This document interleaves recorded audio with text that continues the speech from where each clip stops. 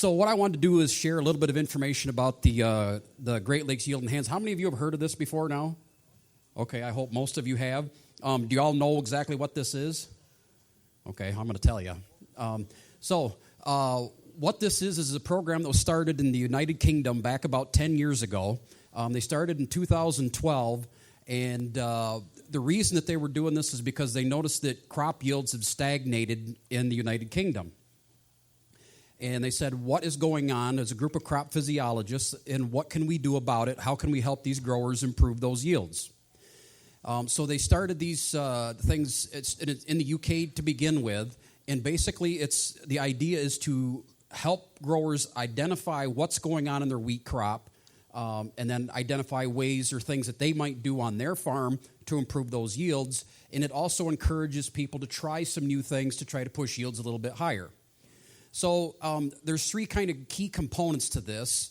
First is kind of a friendly little competition for yield.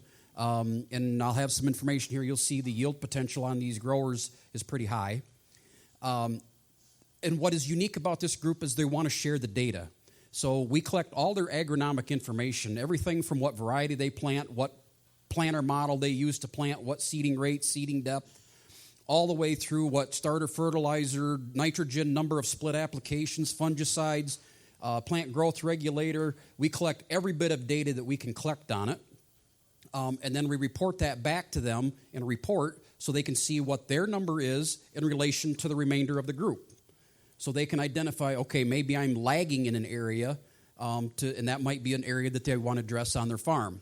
And then we have a networking event at the end of the season, and the idea is that we want to learn from each other. Okay, what did we learn from the season? What did we see? What is it that we want to try to do maybe a little bit different on our farm for next year? We had two of these. We called them the wrap-up meeting. We had one in Ontario. We had one just prior to the Great Lakes Crop Summit. And basically, it was about a 4-hour discussion about wheat agronomy. It was glorious. I was in my heyday. My wife says I'm a nerd. But hey, if the shoe fits, I guess. But so we have a great group of people. I worked on a lot of teams in my years with Extension, and this is probably one of the best groups of people that I've worked with ever.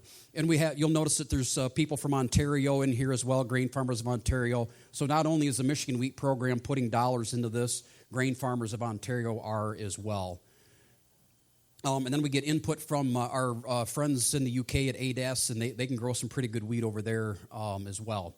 So, breakdown. We had a pilot project in 2021. We had 43 participants in Ontario and Michigan. In 2022, we had 98 farms total.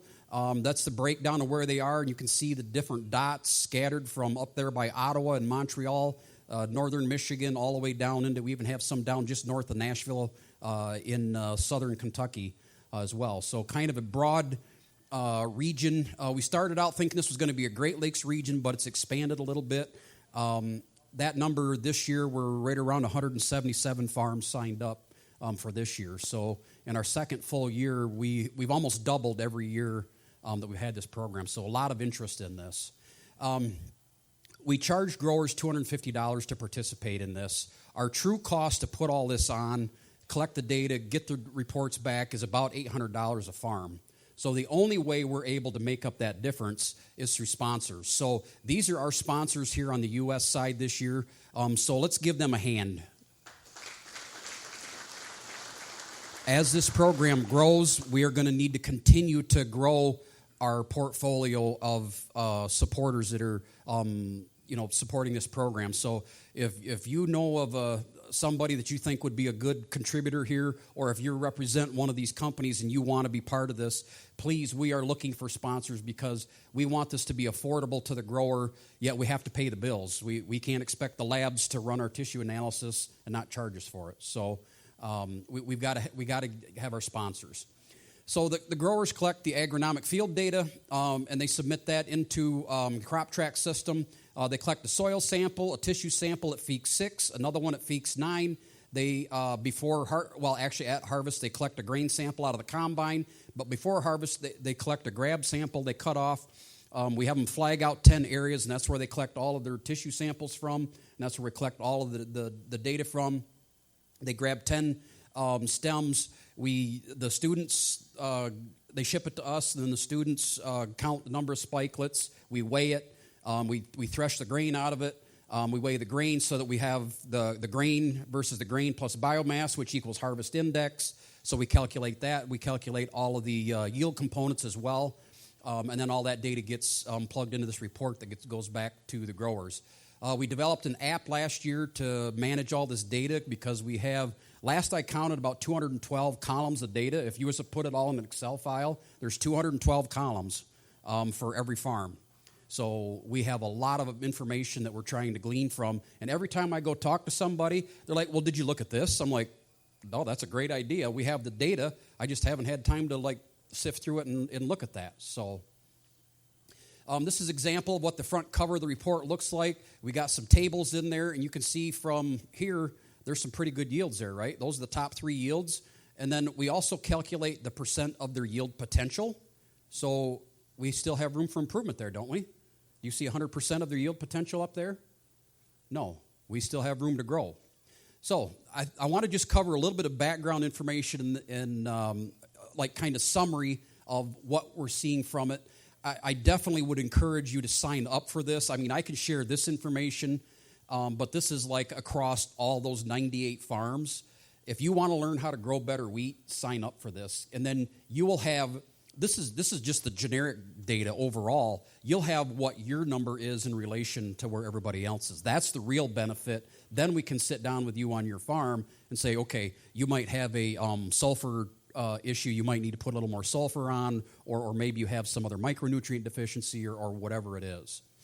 So most common is no-tillage. 62% of the growers in this program are under no-till, and you can see the breakdown of some of these others. Just to kind of give you a flavor of what they're doing. In terms of previous crop, soybean is by far the most common, followed by dry beans. And then what I was a bit surprised is some of the variety of those different crops. There's quite a few different crops that are being rotated into wheat. So if you think about from a management perspective, you got to take that into account. In terms of where was manure applied, I was actually a little surprised that the number here, 88% do not have manure applied. I figured that might be a little bit higher, especially to get the high yields. How many nitrogen applications are being made by this group? You know, is that the trick to get higher yields? We just need to split and make more applications of nitrogen. So every time they make a nitrogen application, we counted it. The most common is 3 passes. If you put MAP out there, that has nitrogen in it, right? That counts as a nitrogen application, okay? So typically we don't count the nitrogen that's applied in the fall toward your yield goal, what you need for total amount of nitrogen, but it does count as an application. 3 is the most common. Second most common was 2 applications, so that'd be your fall starter plus 1 application of nitrogen in the spring. But we did have a few people trying even 3 splits or even 4 in the spring. So what's the most common form of nitrogen? 28% UAN. That's a good thing because you can get this product distributed very uniformly and evenly.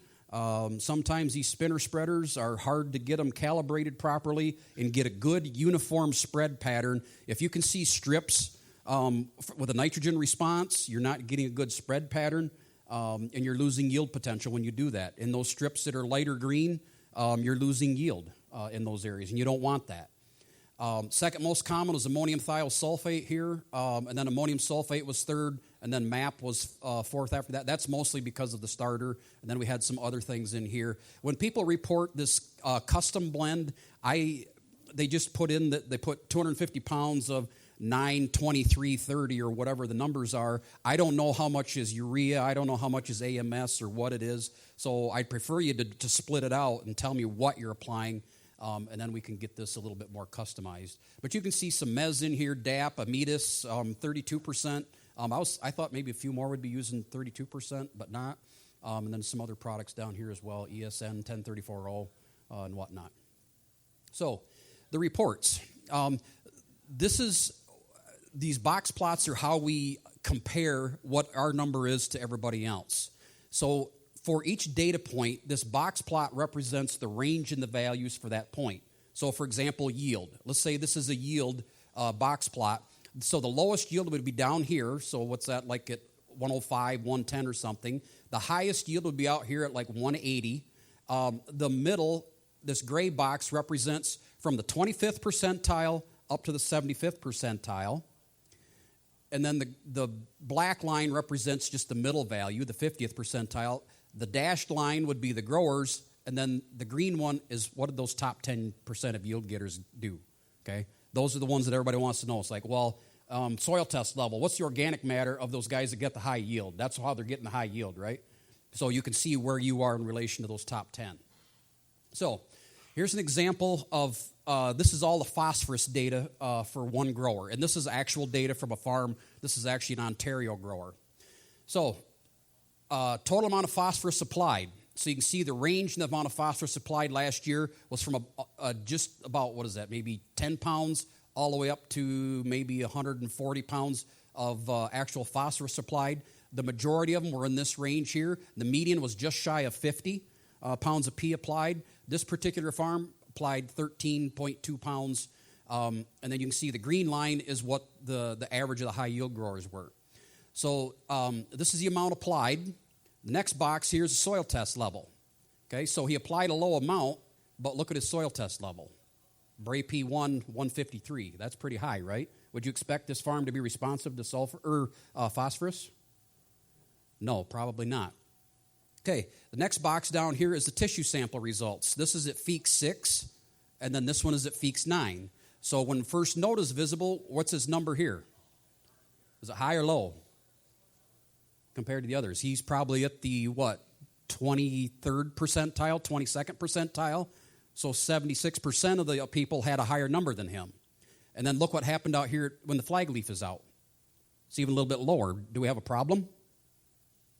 Should we do something about phosphorus on this farm? Well, we don't know at this point, right? So if you're getting this tissue test here at the flag leaf, you might say, oh my God, I got to go make a foliar application and try to get my phosphorus level up, right? Well, it's tissue samples are hard to make a fertilizer recommendation that translates into an economic application that turns into yield that will pay for it, okay? We don't want to see these for sure because if there's a nutrient deficiency, we are limiting our yield potential, right? If that plant can't take up enough of a nutrient, it's going to limit yield. Well, this is what ended up in the grain, okay? Where is he at in terms of grain phosphorus? Right in the middle of the road, isn't he?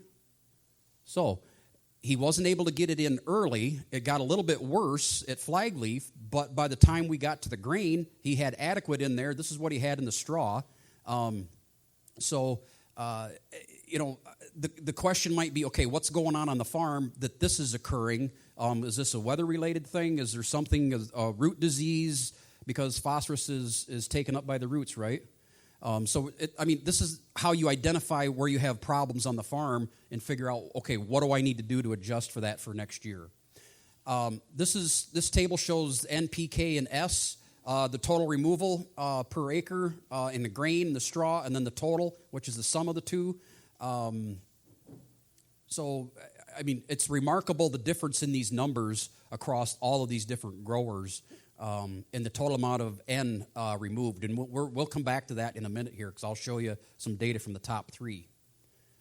Question? Would it be the phosphorus is lower, when it's at flag leaf or whatever, your ground's cooler yet because, your temperatures haven't really gotten that warm yet and you got all that canopy, and your phosphorus ain't going to be absorbed as much yet, or isn't going to be active as much. Yeah, so the comment was, so could this deficiency here at flagleaf be because soil temperatures were cooler? And I think the answer is yes, that could be part of it. Because if the roots are not actively growing, taking up phosphorus, that we got to figure out, okay, why is that happening? That's where you have to go to the grower and say, okay, what was going on the farm at that time? What's your cropping history and so on? And why? Because you wouldn't expect that the soil is limiting on the ability as far as having enough nutrient in the soil. So there's some other reason why the plant's not taking it up. And that's what you need to address and figure out to fix for next year. Is that 15 pounds of sulfur about normal for the total that you would expect? Are you talking this number over here? No, Sorry. The sulfur removal total. Oh, the total here on sulfur? I don't remember what the yield was on this particular grower. But yeah, no, that's probably in the ballpark. The high yield guys will pull a little bit more. They'll pull 20 pounds out. But yeah, no, that's probably in the ballpark, I would say. Any other questions? Yeah, so another question, could it be too dry over here? Yeah, that could be part of what was causing that. And you think about our growing season last spring and getting into early summer, we did have some dry spells and some droughty areas, right? Okay, but the idea is you have this in the report for all of the nutrients, not just phosphorus. You have it for all of your nutrients. So here's your top three: 165, 150, 144. Total biomass. What do you notice here about total biomass? How important is that in terms of the overall yield? Yes, it's very important. What about the grains per meter squared? Have you ever thought about how many grains per meter squared you're producing on your farm? 35,000, 32, 27. Okay, so the more grains you can produce, and the heavier they are, the higher your yield potential. And then this is the amount of nitrogen that was applied on each of these farms. This farm right here makes a flagleaf application of Ametis. He's got a Amazon spreader, and he goes out at flagleaf, and he tries to catch it just before a rain. And he's got one of them high-rise spreaders so that he can drive right down his sprayer path so he's not making extra tracks, and he can spread the same width as his sprayer. So that's the reason why. And this year, 150 is still a really good yield, but he put on a little bit more nitrogen than some of the others. So what else did we learn from this project? We mentioned biomass is pretty important, right? That is the thing that is the single strongest correlation with the highest yield is the most amount of total above ground biomass. Anything you can do to produce more biomass will give you more yield, okay? You heard Manny talk about canopy, right? And closing that canopy early in the season. And the 5-inch row spacing, you remember how that had 92% cover on that May 8th date? Okay, which one do you think has more potential to produce more biomass? Okay, that narrower row spacing in that case, right? And that's showing up in the yield data, okay? So this is the trend, that as your biomass goes up, so does your yield potential, okay? And that's the 22 data, and the 21 data is in that, well, it shows up orange on my computer, but it's kind of that brown color here. So in both years, biomass is the thing that is the most strongly correlated. So when you're thinking about how can I grow higher yield wheat, you've got to have more total biomass being produced. Now, what's your first concern when you think about, well, if I'm going to really bump up biomass, what do I worry about? Population, disease, lodging, I heard. Yeah, all of those things are concerns. You got to manage this. You can't just say, well, I'm going to go out and produce a high biomass crop. There's all these other things you have to think about in order to do that. So, the second thing that I think is the most important, and Manny mentioned this, and I'll second this, is the seeding date here. So we did a little bit of analysis. We took what we call our top and bottom 20 analysis. We took the top 20 growers, averaged their number, took the bottom 20 growers in the group, averaged their numbers, and then just reported some of this. So the average planting date was day 269 of the top 20 group, and day 280 on the bottom 20 group. Okay? So what is there, 11 days difference there? So day 269, I think, is September 27th. So 11 days later is what? October 7th, 8th, right? Yeah, so that first week. So that would be like, boy, that'd be like my prime time for getting my wheat planted, right? Okay, everybody tries to hit that target window. What do you think the yield difference was between the top and bottom 20? For here, the average yield was 139. The bottom 20 was 89. 50 bushel difference. 50 bushel difference between the top 20 and the bottom 20, and this is one of the big contributors right here. It's not the only thing, but that planting date is a big contributor. Another thing that you notice between them, Manny mentioned about planting a little bit lower populations. The average of the top 20 group They got that 139 was their average of those 20 growers. Their average seeding rate was 1.5 million compared to 1.7 million seeds per acre. So some of the stuff that we're seeing in research, we're finding on farms out in the field as well. So Manny put this up here, and I didn't know he was going to show it, but I put it into my presentation as well. I went out and dug these plants on December 11th. And so this was his early planting date, middle September, 1st October. Whoops, there. I keep doing that. 1st of October, 15th of October, November 1, November 15. So when you're planting October 15th, how many tillers you got? You got none. No tillers right there. And then how many tillers do you have on October 1? You got, looks like 2 or 3 there. Okay, so a 15-day window makes a huge difference in the number of tillers, right? So planting date is very, very important for high yield potential. Now that means you got to manage your previous crop so that you can get harvested on time, right? So that you can get planted on time. Okay, so between the total biomass and the planting date, those are the 2 most important things that you can do to improve the yield potential on your farm. And this planting date thing, I mean, you have to make it work with the weather. You got to make it work with all the other operations going on. You got to get the other crop dried down so you can get it harvested. I mean, there's a lot of things that have to work, but you don't have to pay for an investment. This is not an input cost, your planting date. It's a matter of managing the parts of your operation that you have to so that you can make this happen, okay? Because it's a huge impact on your overall yield. So a lot of people say, well, these high-yield guys, they're just throwing everything in the kitchen sink at it, right? Well, so you guys are familiar with fungicide application timing. There's T1, which is the early. That's about Feeks 6. T2 is flag leaf. That's when, or Feeks 9. T3 is flowering. So when are these guys putting fungicides out there? Well, we got all different combinations. The green bars that you see there are farms that put one application of fungicide only on, okay? Only one application. And which is the most common? This one right here. So the most common was 35 farms put on only a T3, which is your flowering application. What's the second most common? T1, whoops, there, I did it again. The T1 plus T3, okay? We had 24 farms doing that. Ontario is doing that on a regular basis. So they're doing an early fungicide application, putting on a generic. So it's not a real costly trip across the field. But they're putting on that T1 plus T3.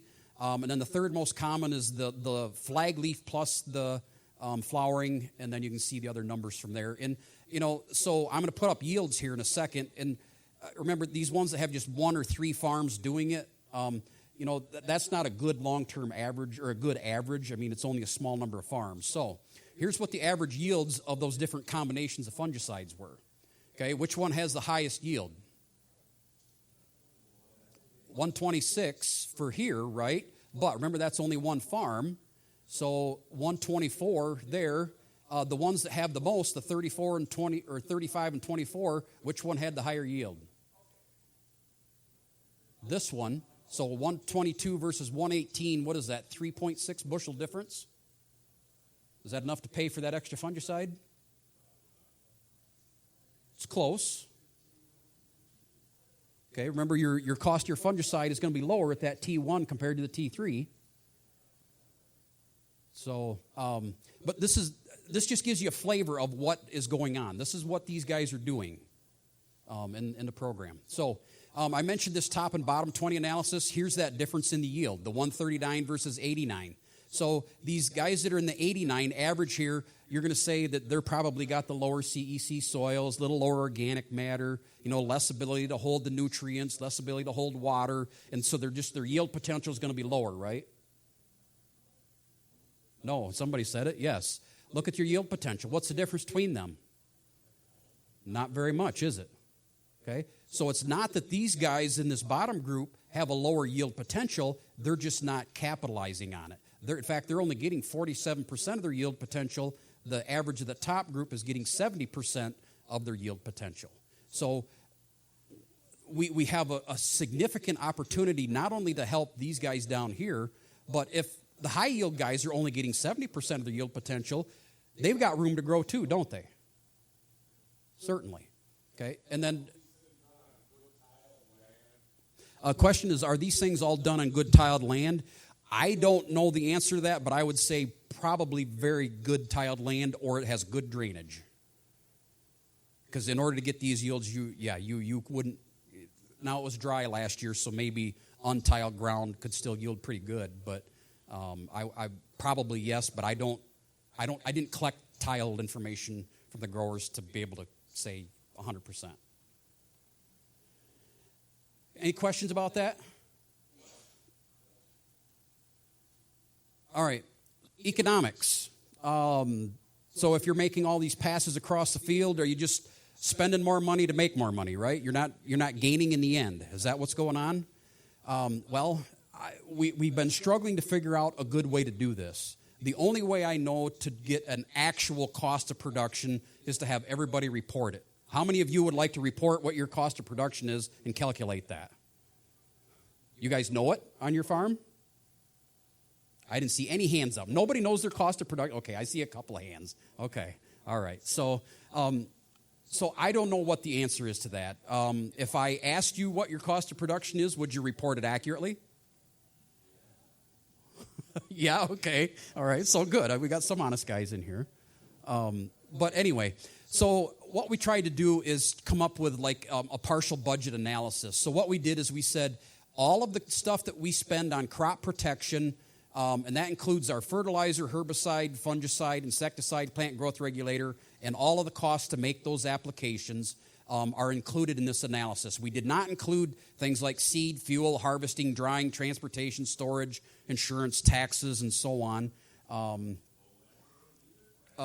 I didn't count land rent in this either. Okay, so I mean that could be a factor in here as well. But so, like I said, there's limitations here. So in the top 20 group, they spend an average of $352 per acre. And I should have switched this. I got the wrong slide here. This is in Canadian dollars, so multiply that by 3/4. So 75% of that in U.S. dollars. And their average cost per bushel was $254. On the bottom 20, they spent less per acre, but look at their cost per bushel. A little higher, wasn't it? So the average yield of these two groups, 139 versus 89, I used a price for wheat of 681. 681 times 139 equals 1287. 681 times 88 equals 823. You take this number minus that number, and you get 935 as the net versus 519, a difference of $415 an acre difference between those farms. That's a huge difference here. We have a huge opportunity to help growers. Okay, this is not a true cost of production, but this is just some of the economics. So guys that say that the more you manage and the more input costs, and you're afraid to make those investments, well, don't expect to bump your yields. The guys that are getting those higher yields, they're trying it. Okay, and it's not that they got to do everything, but they got to start somewhere, and they got to start making some additional management because wheat will respond. So I mentioned some limitations of the data. This is only 1 year. We don't have any critical thresholds at this point. In the UK, they do have, I think it's 8 or 9 critical thresholds for nutrients in the grain. They do not have critical thresholds for tissue because the numbers are so up and down. If you collect a sample today and then versus, at the end of the week and it rains in between, your numbers are going to be different. If it warms up versus cool spell, that's going to impact it. There's so many things. So they do have critical thresholds for grain nutrient levels. I don't know if that applies to us here or not, but the idea is that we're going to collect this multi-year data and we're going to create them. And the other thing to consider is that these 98 data points come from a fairly large geographic area. And the other thing is the data that is in here is only as good as the information going in. So, and I know there's some guys that made errors entering data because it said they put 0 sulfur in, and I know they put sulfur on. So I don't know what happened in the data entry or what, but so you just got to keep some of those things in mind.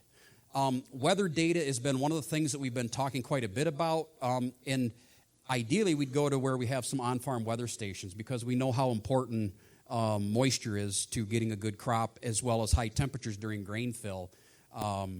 We're trying to collect weather data, and we know we have room to improve, and we're working on ways to do that. But for now, we're using the crop track weather information. It's just an API. I think it's weather.bit is where we access the data from, and it allows us to use a GPS point, go in there, and it'll give us the daily high, daily low, solar radiation for every day, and precipitation for every day. So, does anybody have any questions about the Great Lakes Yield Enhancement Network program? We're not taking signups anymore. We've got, I think, 177 farms altogether this year. That's enough. We can't handle any more. However, if you want to sign up, if you go to greatlakesyen.com up here, there is a place down here. You can click on this email sign-up button, and you'll get an email next year when we're taking sign-ups for it. But if you want to learn more about how to grow wheat, this will force you to get out and walk your field at least 4 times. How many of you walk your fields 4 times during the growing season of wheat? Okay, I see a few hands. Okay, that's great. But those that are not, you're missing it out. You're missing out on a lot. In order to know what to do to manage your wheat better, you got to get out there and look at it and pay attention to it. So, any questions about that before I move on? Any comments about the end program or about what we've learned? Do you believe the yields? Yeah. Anybody know we set a new record yield globally? What's the new record yield for wheat globally? A little north of 230. 267 bushel is the new record set by Tim Lamyman. He is a UK yen grower. Okay, he set it this year. It's new. He's in the Guinness Book of World Records now. What did his whole farm yield? I don't know the answer. I don't know. Yep. All right. Any other questions about this?